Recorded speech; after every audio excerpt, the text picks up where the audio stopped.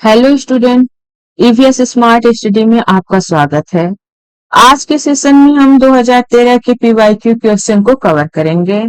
Question number 1, रुधिर संवहन जो कोशिकाओं से प्रारंभ होकर कोशिक कोशिकाओं में ही समाप्त हो जाता है कहलाता है। ऑप्शन ए विक्की संवहन, ऑप्शन बी लसिका संवहन, ऑप्शन सी यकृत संवहन, ऑप्शन डी निवाहिका संवहन। तो इसमें जो आपका ऑप्शन सी है यकृत संवहन, यह हिपैटिक सर्कुलेशन, यह यकृत को शुद्ध रक्त पहुंचाने यानी हिपैटिक आर्टेरी द्वारा और अशुद्ध रक्त को वापस हृदय में भेजने यानी हिपैटिक वेन द्वारा की सामान्य प्रक्रिया है। यह जो होता है यह यकृत को शुद्ध रक्त पहुंचाने और अशुद्ध रक्त को वापस हृदय में भेजने की एक सामान्य प्रक्रिया है। इसको हिपैटिक सर्कुलेशन कहते हैं। तो ये आपका जो ऑप्शन सी है वो ऑप्शन गलत है। फिर आपका ऑप्शन नंबर बी लसिका संवहन, लसिका संवहन यानी लिम्फेटिक सिस्टम, यह लसिका द्रव्य को ऊतकों यानी टिश्यू से लेकर वापस रक्त परिसंचरण तंत्र यानी हृदय की ओर पहुंचाने का काम करता है। फिर आपका ऑप्शन ए है विक्की संवहन, रीनल सर्कुलेशन, यह रक्त को सीधे हृदय से वृक्क यानी किडनी में लाता है और वापस हृदय की ओर ले जाता है। यह कोशिकाओं से शुरू होकर कोशिकाओं में खत्म नहीं होता है। Option number B, option number D निवाहिका संवहन, निवाहिका संवहन जो है वो आपका करेक्ट ऑप्शन है। पोर्टल सिस्टम, सामान्य तौर पर रक्त अंगों से सीधे हृदय में जाता है, लेकिन निवाहिका तंत्र में रक्त हृदय में जाने के बजाय पहले दूसरे अंग में जाता है। उदाहरण के लिए यकृत निवाहिका तंत्र यानी हिपैटिक पोर्टल सिस्टम में रक्त पाचन तंत्र यानी आंतों की कोशिकाओं से शुरू होकर यकृत लीवर की कोशिकाओं में जाकर समाप्त होता है। तो इसका जो ऑप्शन डी है निवाहिका संवहन, ये जो है वो करेक्ट ऑप्शन है। नेक्स्ट क्वेश्चन, क्वेश्चन नंबर 2, जलीय तथा कीट भक्षी पौधा है। Option A Utricularia, option B Dionaea, option C Drosera, option D इनमें से कोई नहीं, यानी जलीय तथा कीट भक्षी पौधा है। तो इसमें जो ऑप्शन सी ड्रोसेरा है, यह इसे डस्यू भी कहा जाता है। यह भी एक कीटभक्षी पौधा है लेकिन जलीय नहीं है। इसकी पत्तियां पर चिपचिपे बाल होते हैं जिनसे कीट चिपक जाते हैं। फिर ऑप्शन बी, ऑप्शन बी क्या है डायोनिया, डायोनिया जो है इसे आमतौर पर विनस फ्लाई ट्रैप कहा जाता है। यह एक कीटभक्षी पौधा तो है लेकिन यह जलीय नहीं है, यह दलदली और नमी वाले मिट्टी में उगता है। इसकी पत्तियां पिंजरे की तरह बंद होती हैं और यह कीटों को पकड़ती हैं। फिर आपका ऑप्शन ए, जो ऑप्शन ए है ये करेक्ट ऑप्शन है यूटिकुलेरिया। यूटिकुलेरिया जो होता है इसको ब्लैडर बर्ड कहते हैं। यह एक जलीय और कीट भक्षी पौधा है। यह मांसाहारी पौधा है। यह पानी में तैरता रहता है। इनमें जड़ें नहीं होती हैं। इनकी पत्तियों पर छोटे छोटे ब्लैडर यानी थैलियां होती हैं जो पानी के भीतर वैक्यूम यानी कम दबाव बनाकर मच्छरों के लार्वा और छोटे जलीय जीवों को खींचकर फंसा लेते हैं और उन्हें पचा जाते हैं। तो आपका ऑप्शन ए यूट्रिकुलेरिया जो है वो करेक्ट ऑप्शन है। ये जलीय कीटभक्षी पौधा है। नेक्स्ट क्वेश्चन, इनमें से कौन सा वास्तव में मीन नहीं है। क्वेश्चन 3 जो है उसमें है कि इनमें कौन सा वास्तव में मीन नहीं है। ऑप्शन ए फुसफुस मछली, ऑप्शन बी रजत मछली, ऑप्शन सी बिल्ली मछली, ऑप्शन डी कुत्ता मछली।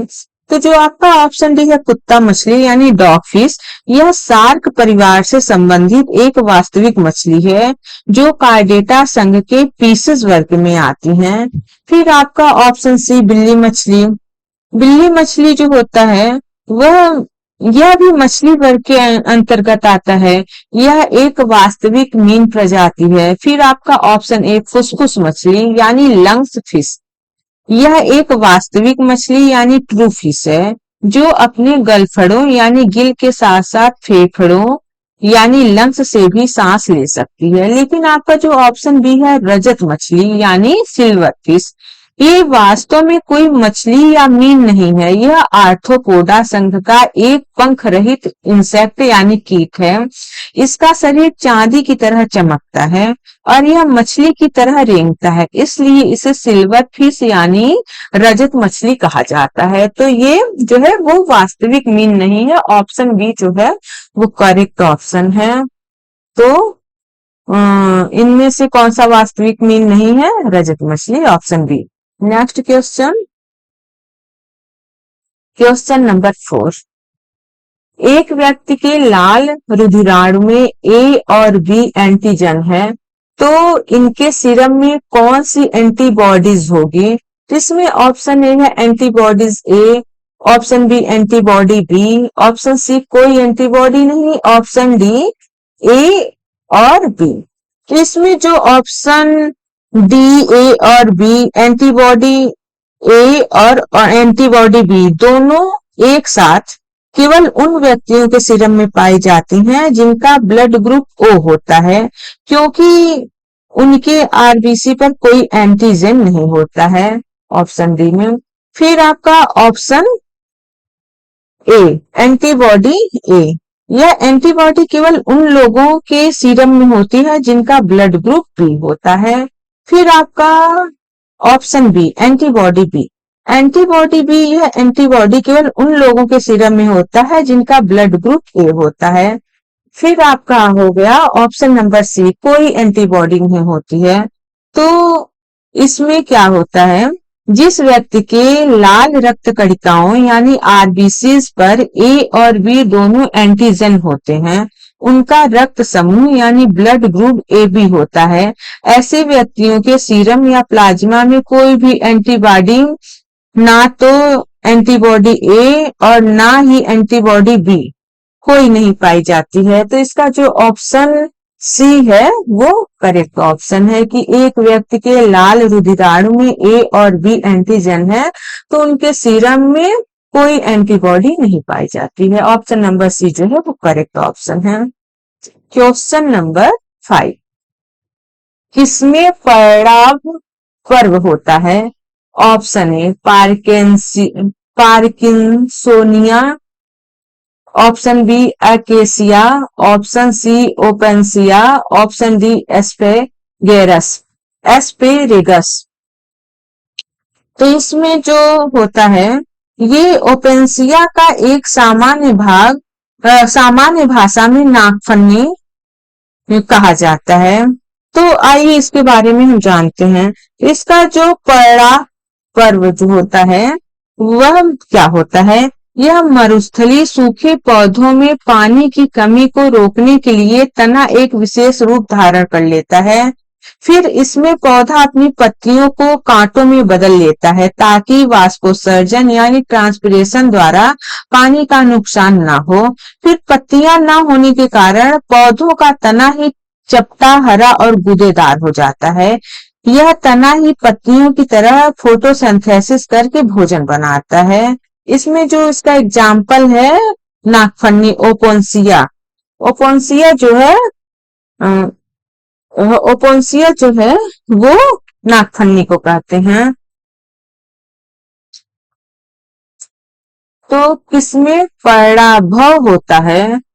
तो इसमें ऑप्शन डी जो है वो करेक्ट ऑप्शन है। ऑप्शन डी जो है वो करेक्ट ऑप्शन है। इसमें ऑप्शन ए जो होता है पार्किंसोनिया, इसमें मुख्य रूप से पराग वृंत पाया जाता है जहां पत्ती का डंठल पेट्रियोल चपटा होकर पत्ती जैसा बनाता है। फिर ऑप्शन बी अकेसिया, अकेसिया जो होता है वो बबुल होता है। इसमें भी पार्किंसोनिया की तरह पराग ग्रंथि पाया जाता है। फिर ऑप्शन डी स्फैगरस, यह शतावरी होता है। इनमें क्लेडोड पाया जाता है जो केवल एक या दो इंटरनोड पर लंबा सुई जैसा तना होता है। तो इसका जो ऑप्शन सी है अपोन्सिया, ये जो है वो आपका करेक्ट ऑप्शन है। यहाँ पे इसका जो ऑप्शन है ये ऑप्शन डी लिखा गया है, लेकिन ये इसका जो करेक्ट ऑप्शन है ये ऑप्शन सी है, opuntia. Next question, question number 6। कौन सा ऊतक शरीर के विभिन्न भागों में फैला होता है तथा शरीर के विभिन्न भाग को बनाता है? ऑप्शन ए संयोजी ऊतक, ऑप्शन बी पेशी ऊतक, ऑप्शन सी तंत्रिका ऊतक, ऑप्शन डी इपिथीलियम ऊतक। तो इसमें जो इसका करेक्ट ऑप्शन है वो है ऑप्शन ए संयोजी ऊतक। फिर आपका आता है पेशी ऊतक। तो इसमें जो पेशी ऊतक होता है मस्कुलर टिश्यू, यह ऊतक यानी यह टिश्यू शरीर में गति यानी मूवमेंट के लिए जिम्मेदार होता है। यह अंग को आपस में जोड़ने या और हर जगह फैलाकर ढांचा बनाने का काम करता है। फिर जो ऑप्शन सी है तंत्रिका ऊतक यानी नर्वस टिश्यू, यह ऊतक मस्तिष्क, रीढ़ की हड्डी और तंत्रिकाओं में पाया जाता है। इसका मुख्य कार्य शरीर में संदेशों या संकेतों सिग्नल को भेजना और प्राप्त करना होता है। फिर आपका हो गया option D epithelial tissue. Epithelial tissue यह ऊतक यानी यह टिश्यू शरीर के बाहरी अंगों जैसे त्वचा और आंतरिक अंगों की बाहरी परत या रक्षात्मक आवरण बनाता है। यह अंगों को आपस में जोड़ने का कार्य नहीं करता है। तो जो संयोजी ऊतक होता है, जो इसका ऑप्शन ए है संयोजी ऊतक, संयोजी ऊतक जो होता है यह मानव शरीर में सर्वाधिक फैला हुआ ऊतक है। इसका मुख्य कार्य शरीर के विभिन्न अंगों और अन्य ऊतकों को आपस में जोड़ना और सहारा प्रदान करना है। यह एक दूसरे को जोड़ता है, सहारा देता है और बांध के रखता है। इसके अंतर्गत रक्त यानी ब्लड बोन, कार्टिलेज और लिगामेंट जैसी संरचनाएं आती हैं जो पूरे शरीर का ढांचा और परिवहन तंत्र तैयार करती हैं। तो इसका जो करेक्ट ऑप्शन है वो ऑप्शन नंबर ए है, संयोजी ऊतक है। Next question, question number 7। वाजपन रोधी विटामिन है। Vitamin option A vitamin B, option B vitamin E, option C vitamin A, option D vitamin K. तो ऑप्शन डी जो है वो विटामिन के, इसका रासायनिक नाम है फिलोक्विनोन। यह शरीर में रक्त का थक्का यानी ब्लड क्लॉटिंग जमाने में मदद करता है। इसकी कमी होने पर चोट लगने पर खून का बहना बंद नहीं होता है। फिर आपका ऑप्शन ए जो है, नहीं option C vitamin A, vitamin A जो है इसका रासायनिक नाम रेटिनॉल है।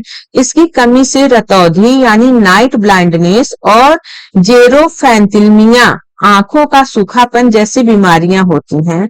यह मुख्य रूप से आंखों की रोशनी के लिए आवश्यक है। फिर आपका option number A vitamin, option number A vitamin B, vitamin B जो होता है वो बेरी बेरी नामक रोग इससे होता है। इसमें हमारे जो ओठ होते हैं वो फट जाते हैं, मसूड़ों से खून आने लगता है। तो जो इसमें विटामिन ए है, विटामिन बी है वो बेरी बेरी होता है।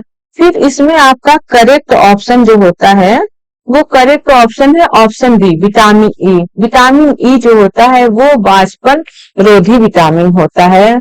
इसका जो करेक्ट ऑप्शन है ऑप्शन बी है। Next question, question number 8।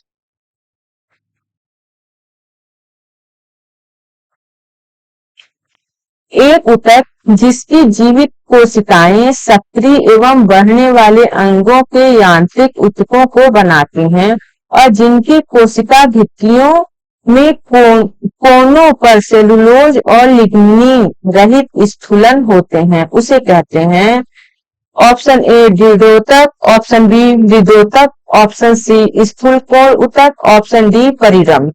तो इसमें जो इसका करेक्ट ऑप्शन है ऑप्शन नंबर सी है, स्थूल कोण ऊतक यानी कोलेनकाइमा। क्यों? कोलेनकाइमा जो होती है वो जीवित कोशिकाएं होती हैं। ये स्थूल कोण टिश्यू की कोशिकाएं जीवित लंबी और सघन जीव द्रव्य प्रोटोप्लाज्म से युक्त होती हैं। इन ऊतक की मुख्य विशेषता यह है कि इनकी कोशिका भित्ति यानी सेल वाल के कोनों पर सेलुलोज, हेमिसेलुलोज और पैक्टिन का जमाव होता है। यह जो इनमें लिग्निन नहीं पाया जाता है, जिससे यह अंगों को बिना तोड़े लचीलापन और यांत्रिक सहायता मैकेनिकल सपोर्ट प्रदान करती हैं। यह पौधों के नए और बढ़ते हुए भागों जैसे पत्ती के डंठल, पेट्रियोल और युवा तनों के बाह्य त्वचा यानी एपिडर्मिस के ठीक नीचे पाया जाता है। तो इसका जो ऑप्शन है ऑप्शन सी है वो करेक्ट ऑप्शन है। इसके और सारे ऑप्शन है जैसे ऑप्शन ए द्विरोधक। अब ये क्या होता है? स्केलेंकाइमा यह एक वृत्त ऊतक है। इसकी कोशिका भित्तियों पर लिग्निन का भारी जमाव होता है, जिसके कारण ये अत्यधिक कठोर और मोटी हो जाती हैं। फिर आपका है ऑप्शन बी मृदुतक। मृदुतक है, यह भी एक जीवित ऊतक है, लेकिन इसकी कोशिका भित्ति बहुत पतली होती है और इसके कोनों पर किसी भी प्रकार की विशिष्ट स्थूलन जमाव नहीं पाया जाता है। इसका मुख्य कार्य भोजन का संचय करना होता है। फिर आपका ऑप्शन डी परिरंभ क्या है? यानी पेरिसाइकिल। यह जड़ और तने के आंतरिक भाग वैस्कुलर सिलेंडर के ठीक बाहर पाई जाने वाली एक परत है, न कि कोई विशिष्ट प्राथमिक यांत्रिक ऊतक जो कोनों पर सेलुलोज स्थूल दर्शाता है। तो इसका जो करेक्ट ऑप्शन है ऑप्शन ए, ऑप्शन सी स्थूल कोण ऊतक है। नेक्स्ट क्वेश्चन, क्वेश्चन नंबर 9, नारियल के रेशे किस भाग में मिलते हैं? इसका जो करेक्ट ऑप्शन है ये ऑप्शन सी है, मध्य फल भित्ति में। जो मध्य फल भित्ति होती है यह बीच का रेशेदार फाइब्रस भाग होता है, जिससे नारियल की जटा या रेशे मिलते हैं। तो इसमें जो इसका सी ऑप्शन सी है वो करेक्ट ऑप्शन है। अब इसमें ऑप्शन ए जो है वो बाह्य फल भित्ति है, इपिकार्प। यह नारियल की सबसे बाहरी चिकनी और हरी पीली त्वचा होती है। फिर उसके बाद अंतः फल भित्ति यानी इंडोकार्प। जो इंडोकार्प होता है यह अंदर का कठोर भूरा छेका कवच होता है, जिसके भीतर खाने वाला भाग जो होता है वो सफेद भाग और पानी होता है। फिर ऑप्शन सी ये जो है मध्य फल भित्ति जो इसका है ये करेक्ट ऑप्शन है, क्योंकि नारियल का जो रेशा होता है इसे कायर इसके फल के बीच वाले भाग से प्राप्त होता है। नारियल के फल की संरचना को समझने के लिए ये बाह्य फल भित्ति, अंतः फल भित्ति और मध्य फल भित्ति होते हैं। तो इसमें जो करेक्ट ऑप्शन है ऑप्शन नंबर सी जो है वो करेक्ट ऑप्शन है। That's all.